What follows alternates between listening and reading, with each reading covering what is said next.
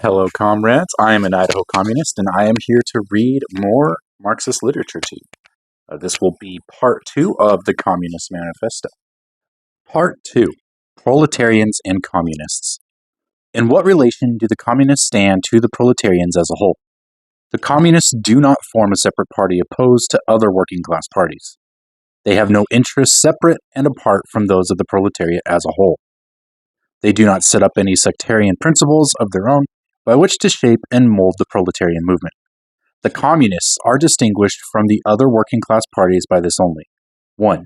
In the national struggles of the proletarians of the different countries, they point out and bring to the front the common interests of the entire proletariat, independently of all nationality. 2. In the various stages of development which the struggle of the working class against the bourgeoisie has to pass through, they always and everywhere represent the interests of the movement as a whole. The communists, therefore, are on the one hand practically the most advanced and resolute section of the working class parties of every country, that section which pushes forward all others. On the other hand, theoretically, they have over the great mass of the proletariat the advantage of clearly understanding the line of march, the conditions, and the ultimate general results of the proletarian movement. The immediate aim of the communists is the same as that of all the other proletarian parties: formation of the proletariat into a class, overthrow of the bourgeois supremacy, conquest of political power by the proletariat. The theoretical conclusions of the communists are in no way based on ideas or principles that have been invented or discovered by this or that would-be universal reformer. They merely express in general terms actual relations springing from an existing class struggle, from a historical movement going on under our very eyes. The abolition of the existing property relations is not at all a distinctive feature of communism.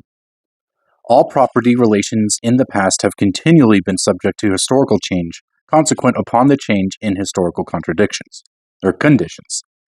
The French Revolution, for example, abolished feudal property in favor of bourgeois property. The distinguishing feature of communism is not the abolition of property generally, but the abolition of bourgeois property. But modern bourgeois private property is the final and most complete expression of the system of producing and appropriating products that is based on class antagonisms, on the exploitation of the many by the few. In this sense, the theory of communism may be summed up in a single sentence: abolition of private property. We communists have been reproached with the desire of abolishing the right of personally acquiring property as the fruit of a man's own labor, which property is alleged to be the groundwork of all personal freedom, activity, and independence. Hard-won, self-acquired, self-earned property. Do you mean the property of the petty artisan and of the small peasant, a form of property that preceded the bourgeois form? There is no need to abolish that. The development of industry has to a great extent already destroyed it, and is still destroying it daily. Or do you mean the modern bourgeois private property? But does wage labor create any property for the laborer? Not a bit. It creates capital, i.e., that kind of property which exploits wage labor, and which cannot increase except upon condition of begetting a new supply of wage labor for fresh exploitation. Property in its present form is based on the antagonism of capital and wage labor. Let us examine both sides of this antagonism. To be a capitalist is to have not only a purely personal, but a social status in production. Capital is a collective product, and only by the united action of many members, nay, in the last resort, only by the united action of all members of society, can be set in motion. Capital is, therefore, not a personal, it is a social power.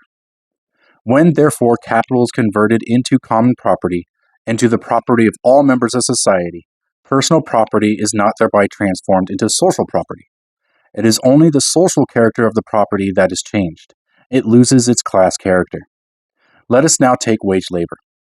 The average price of wage labor is the minimum wage, i.e., that quantum of means of subsistence, which is absolutely requisite to keep the laborer in bare existence as a laborer. What, therefore, the wage laborer appropriates by means of his labor merely suffices to prolong and reproduce a bare existence. We by no means intend to abolish this personal appropriation of the products of labor as an appropriation that is made for the maintenance and reproduction of human life, and that leaves no surplus wherewith to command the labor of others. All that we want to do away with is the miserable character of this appropriation, under which the laborer lives merely to increase capital, and is allowed to live only insofar as the interest of the ruling class requires it. In bourgeois society, living labor is but a means to increase accumulated labor. In communist society, accumulated labor is but a means to widen, to enrich, to promote the existence of the laborer. In bourgeois society, therefore, the past dominates the present. In communist society, the present dominates the past. In bourgeois society, capital is independent and has individuality, while the living person is dependent and has no individuality. And the abolition of this state of things is called by the bourgeois abolition of individuality and freedom. And rightly so. The abolition of bourgeois individuality, bourgeois independence, and bourgeois freedom is undoubtedly aimed at. By freedom is meant, under the present bourgeois conditions of production, free trade, free selling and buying. But if selling and buying disappears, free selling and buying disappears also. This talk about free selling and buying, and all the other brave words of our bourgeoisie about freedom in general, have a meaning, if any, only in contrast with restricted selling and buying, with the fettered traders of the Middle Ages, but have no meaning when opposed to the communistic abolition of buying and selling, of the bourgeois conditions of production, and of the bourgeoisie itself.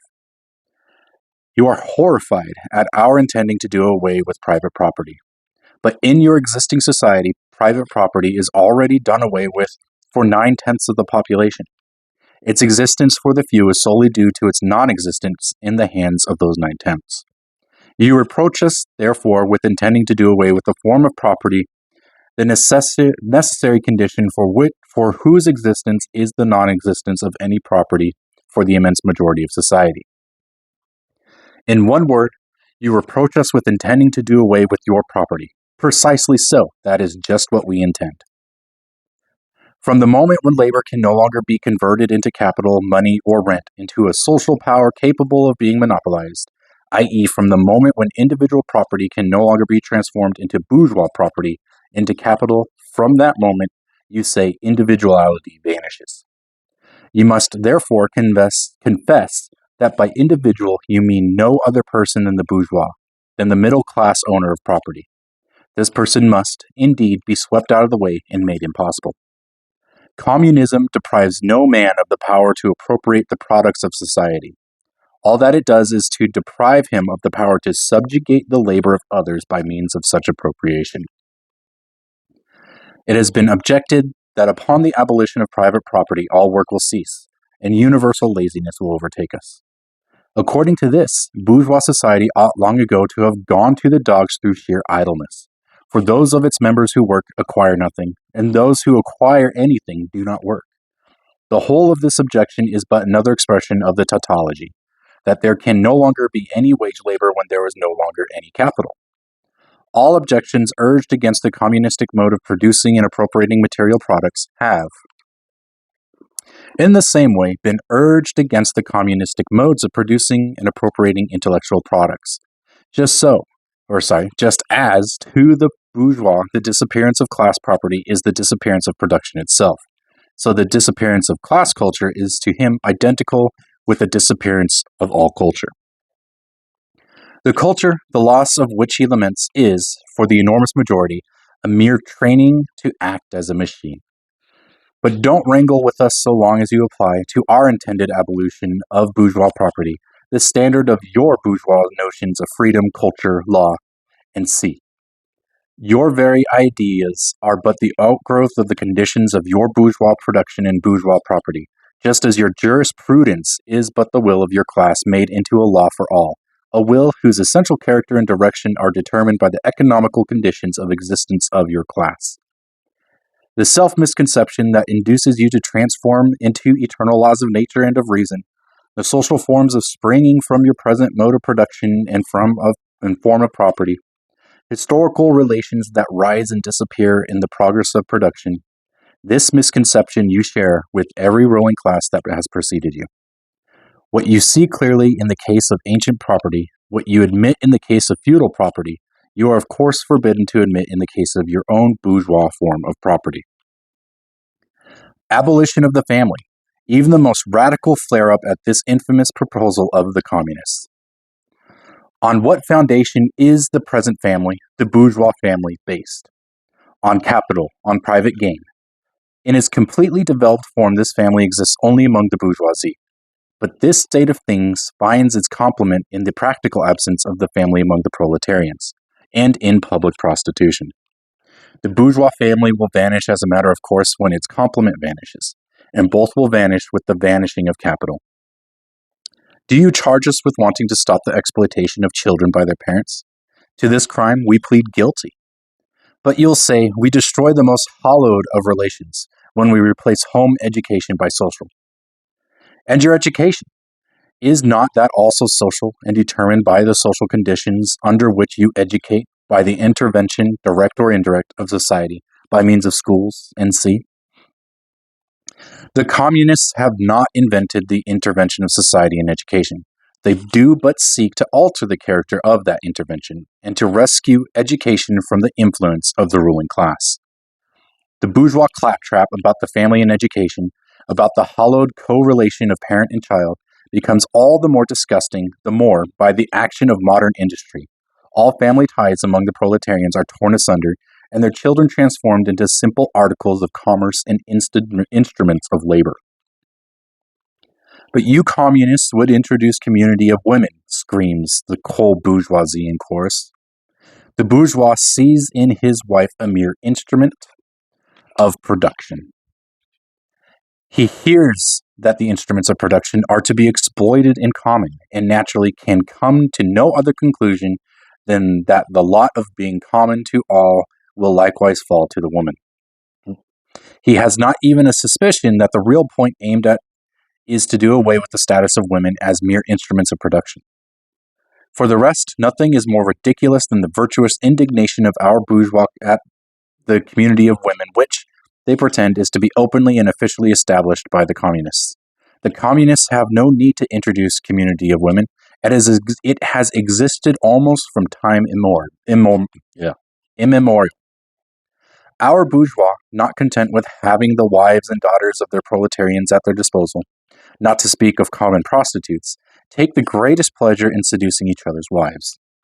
Bourgeois marriage is in reality a system of wives in common, and thus, at the most, what the communists might possibly be reproached with is that they desire to introduce, in substitution for a hypocritically concealed and openly legalized community of women.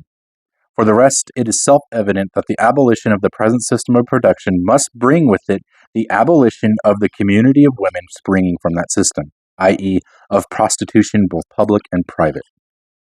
The communists are further reproached with desiring to abolish countries and nationality. The working men have no country. We cannot take from them what they have not got. Since the proletariat must first of all acquire political supremacy, must rise to be the leading class of the nation, must constitute itself the nation, it is so far itself national, though not in the bourgeois sense of the word. National differences and antagonisms between peoples are daily more and more vanishing, owing to the development of the bourgeoisie, to freedom of commerce, to the world market, to uniformity in the mode of production and in the conditions of life corresponding thereto. The supremacy of the proletariat will cause them to vanish still faster. United action, of the leading civilized countries at least, is one of the first conditions for the emancipation of the proletariat. In proportion as the exploitation of one individual by another is put to an end, the exploitation of one nation by another will also be put to an end, or be put an end to. In proportion as the antagonism between classes within the nation vanishes, the hostility of one nation to another will come to an end. The charges against communism made from a religious, a philosophical, and generally from an ideological standpoint are not deserving of serious examination. Does it require deep intuition to comprehend that man's ideas, views, and conceptions, in one word, man's consciousness, changes with every change in the conditions of his material existence, in his social relations, and in his social life? What else does the history of ideas prove than that intellectual production changes in character in proportion as material production is changed? The ruling ideas of each age has never the ruling ideas of each age have ever been the ideas of its ruling class. When people speak of ideas that revolutionize society, they do but express the fact that within the old society the elements of a new one have been created, and that the dissolution of the old ideas keeps even pace with the dissolution of the old conditions of existence. When the ancient world was in its last throes, the ancient religions were overcome by Christianity. When Christian ideas succumbed in the 18th century to rationalist ideas, feudal society fought its death battle with the then revolutionary bourgeoisie. The ideas of religious liberty and freedom of conscience merely gave expression to the sway of free competition within the domain of knowledge. Undoubtedly, it will be said, religious, moral, philosophical, and juridical ideas have been modified in the course of the historical development. But religion, morality, philosophy, political science, and law constantly survive this change. There are, besides, eternal truths, such as freedom, justice, etc., that are common to all states of society. But communism abolishes eternal truths. It abolishes all religion and all morality, instead of constituting them on a new basis. It therefore acts in contradiction to all past historical experience. What does this accusation reduce itself to? The history of all past society has consisted in the development of class antagonisms, antagonisms that assume different forms at different epochs. But whatever form they may have taken, one fact is common to all past ages, viz., the exploitation of one part of society by the other. No wonder, then, that the social consciousness of past ages, despite all the multiplicity and variety it displays, moves within certain common forms, or general ideas which cannot completely vanish except with the total disappearance of class antagonisms. The communist revolution is the most radical rupture with traditional property relations. No wonder that its development involves the most radical rupture with traditional ideas. But let us have done with the bourgeois objections to communism. We have seen above that the first step in the revolution by the working class is to raise the proletariat to the position of ruling class, to win the battle of democracy. The proletariat will use its political supremacy to wrest, by degrees, all capital from the bourgeoisie, to centralize all instruments of production in the hands of the state, i.e., of the proletariat organized as the ruling class, and to increase the total productive forces as rapidly as possible. Of course, in the beginning, this cannot be effected except by means of despotic inroads on the rights of property and on the conditions of bourgeois production. By means of measures, therefore, which appear economically insufficient and untenable, but which, in the course of the movement, outstrip themselves, necessitate further inroads upon the old social order, and are unavoidable as a means of entirely revolutionizing the mode of production. These measures will, of course, be different in different countries. Nevertheless, the most advanced countries, the following will be pretty generally applicable. 1. Abolition of property in land and application of all rents of land to public purpose. 2. A heavy progressive or graduated income tax. 3. Abolition of all right of inheritance. 4. Confiscation of the property of all immigrants and rebels. 5. Centralization of credit in the hands of the state by means of a national bank with state capital and an exclusive monopoly. 6. Centralization of the means of communication and transport in the hands of the state. 7. Extension of factories and instruments of production owned by the state, the bringing into cultivation of wastelands, and the improvement of the soil generally in accordance with a common plan. 8.